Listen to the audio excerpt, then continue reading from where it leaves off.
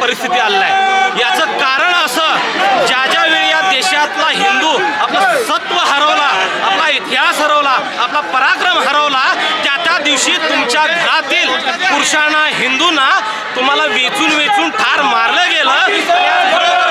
मनापासून दुःख होत आहे। हातामध्ये कॅन्डल आहे, ज्या छत्रपती शिवाजी महाराजांचा, ज्या धर्मवीर छत्रपती संभाजी महाराजांचा इतिहास, पराक्रम हा समाज सांगत आला, त्यांच्या हातात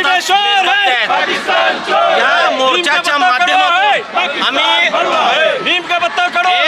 शासनाला विनंती करतो की या मेणबत्त्यांचं रूपांतर हातामध्ये तलवारी घेईस्तोपर्यंत या शासनानं पाकिस्तानचा बंदोबस्त करावा, नाही तर येत्या काळात लवकरच या मेणबत्तीची जागा तलवारीनं घ्यायला वेळ लागणार नाही, हेच आजच्या मोर्चाच्या माध्यमातून सांगू इच्छितो।